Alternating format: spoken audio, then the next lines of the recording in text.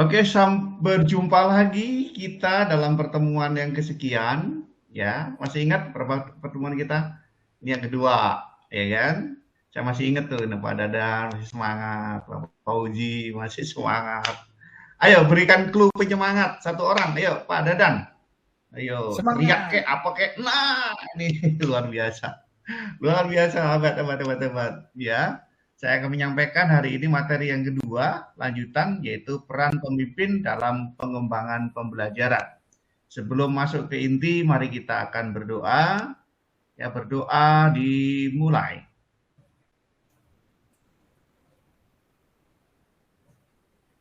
Berdoa selesai. Oke, saya rasa ini semua waktu-waktu yang menyenangkan ini malam hari ini ya.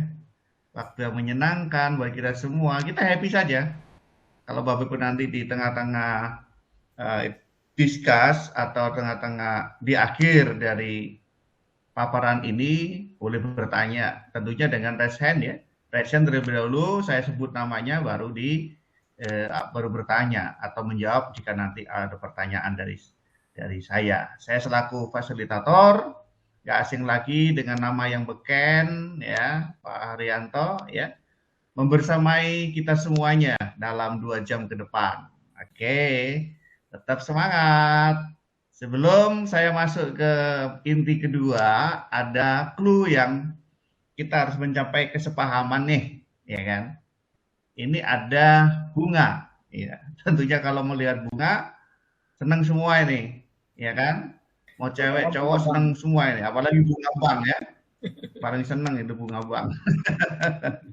Ya, silakan Resen, narasikan ini gimana ada dua warna bunga ini. Ya Pak Dadan, silakan Pak Dadan, langsung aja. Ya, jadi langsung terima kasih atas waktu yang diberikan. Ini ada serangkaian bunga yang berwarna kuning. Semuanya kuning, cuma satu yang berwarna merah. Nah, ini mengartikan bahwa kita sebagai calon Bapak Ibu sebagai calon guru penggerak ini harus bisa menggerakkan dan bisa memberikan nuansa kepada lingkungannya yang harus berubah, menggerakkan menuju ke pembelajaran yang memerdekakan. Itu barangkali pendapat Iya, saya, Bang. mantap, tepuk tangan buat Pak Dadan, ya kan. Satu lagi, mungkin dari ibu-ibu, boleh, silakan, silakan Baik, Resen terima dulu. kasih Pak Ya Bu Haryanto. Ida, Saya ingin menanggapi silakan. dari gambar yang sudah disampaikan oleh Bapak. Kalau di sini diibaratkan bunga yang merah ini adalah seseorang yang merupakan pemimpin atau yang akan membantu mengarahkan potensi yang dimiliki oleh bunga-bunga yang berwarna kuning ini, supaya mereka juga menjadi bunga seperti dirinya yang menarik dan mampu menonjol dibandingkan dari antara yang lain. Terima kasih, Pak. Oke, tepuk tangan lagi buat Bu Osda. Hebat semua jawabannya. Tapi hal yang menarik lagi bahwa bunga ada merah, ada kuning dan segala macam, ada yang lebih tinggi, ada yang lebih rendah dan segala macam. Itu membuktikan adanya diferensiasi atau perbedaan dalam hal ini. Mau warna kuning, mau warna merah, ya kan? Demikian juga dengan murid kita di kelas itu macam-macam kan ya, multiple ya. Nah, sebagai pemimpin di dalam pembelajaran ada 2 hal penting yang perlu kita perhatikan. Ya, apa itu? Yang pertama, kita perhatikan bahwa kita bertugas memimpin di kelas dan segala macam itu harus melaksanakan pembelajaran yang berdiferensiasi. Apa itu pembelajaran berdiferensiasi? Tentunya ini tidak asing buat kita semua sebagai guru ya, atau CGP ini udah nggak asing ini ya, tetapi saya akan mulai dari hal yang masuk kepada sasarannya, yaitu guru di dalam melaksanakan kegiatan pembelajaran di kelas harus bisa mengakomodir berbagai kebutuhan siswa. ya kan? Harus bisa mengakomodir berbagai kebutuhan siswa. Aspek-aspek yang ada mereka miliki harus kita akomodir, harus kita angkat, ya, harus kita gunakan, harus kita kembangkan, ya, sesuai dengan tujuan pembelajaran. Anak-anak itu sebetulnya kreatif, anak-anak itu sebetulnya inovatif, dan anak-anak itu sebetulnya memiliki daya kreasi yang tinggi. Cuma kitanya harus bisa menggali daya kreasi mereka, ya, harus bisa menggali dan menggunakan kemampuan dasar mereka yang mereka miliki. Nah, tentunya guru harus menggunakan berbagai pendekatan-pendekatan, metode-metode, ya, harus menggunakan model-model yang tidak monoton, harus menggunakan model yang kreatif pula untuk memunculkan kekuatan mereka. Seperti itu di dalam kelas itu berdiferensiasi. Jadi tidak satu model saja yang kita kembangkan. Materi ini bisa kita kembangkan dengan pendekatan ini, materi itu bisa kita kembangkan dengan pendekatan itu dan segala macam. Itu perlu kita cermati sebagai pemimpin di dalam pembelajaran di kelas, ya. Kita harus melaksanakan pembelajaran berdiferensiasi. Kemajemukan daya tangkap, kemajemukan daya ingat, kemajemukan daya kreasi, itu harus digunakan sebagai kekuatan besar untuk menuju kepada tujuan materi kita, ya kan? Itu yang pertama. Yang kedua, pemimpin pembelajar di dalam kelas itu harus melaksanakan pembelajaran sosial dan emosional. Ya, tujuannya adalah supaya anak-anak memiliki kemampuan untuk mengelola emosi. Ya, bisa mencapai tujuan yang baik, yang positif. Bisa mengembangkan empatinya pada orang lain. Bisa membangun komunikasi atau hubungan dengan teman-temannya yang lain. Ini penting karena anak-anak tidak melulu menggunakan skala knowledge, pengetahuan saja untuk mengembangkan diri, tetapi juga butuh adanya pembelajaran sosial dan emosional. Jadi kegiatan-kegiatan sosialnya berkembang, emosionalnya berkembang, otaknya, daya pikirnya juga berkembang atau bertumbuh. Nah, untuk hal ini tidak harus dilaksanakan di kelas. Ada ruang pembelajaran buat kegiatan-kegiatan sosial dan pengembangan emosional. Misalnya anak-anak mau belajar kelompok, nggak harus di kelas, mereka bisa di bawah pohon atau di bawah di gazebo supaya mereka lebih semangat, lebih termotivasi, daya kreasi mereka muncul, mereka mau diskusi, mereka mau kerja kelompok, itu bisa mengambil tempat-tempat yang menurut mereka nyaman ya untuk mendukung pelaksanaan kegiatan tersebut.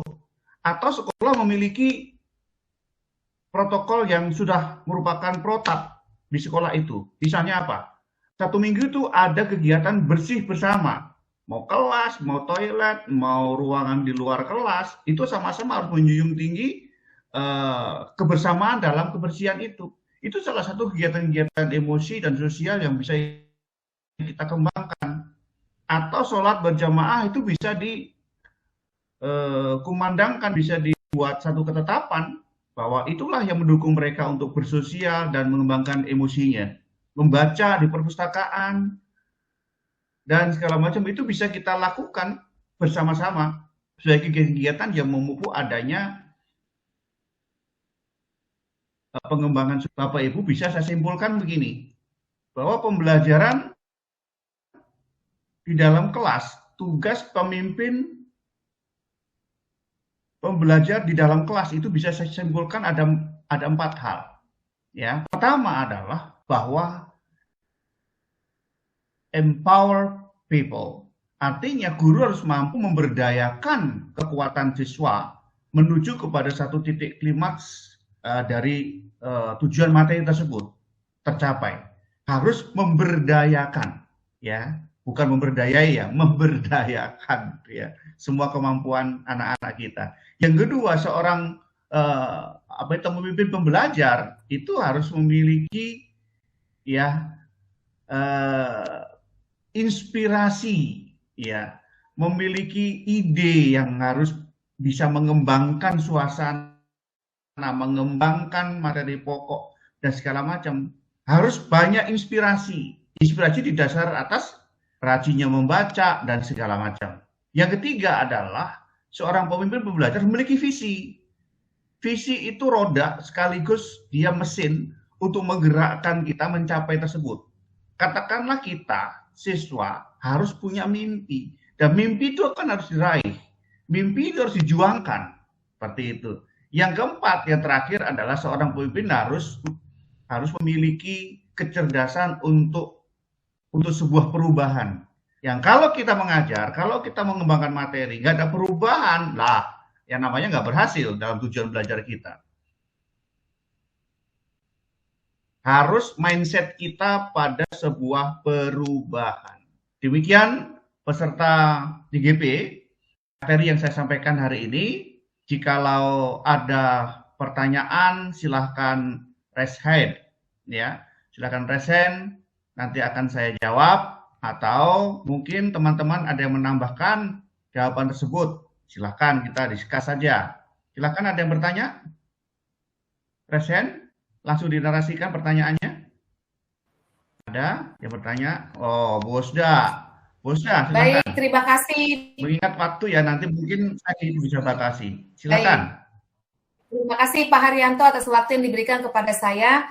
Saya hanya menekankan saja bahwa di dalam pelaksanaan pembelajaran diferensiasi ini ternyata banyak hal yang harus kita perhatikan agar pembelajaran tersebut memberikan makna kepada setiap anak didik atau peserta didik kita. Itu saja Pak, terima kasih. Siap. Benar sekali apa yang dikatakan Bu Osda. Ya memang kita harus kita bukan superior. Kita juga bukan Superman ya.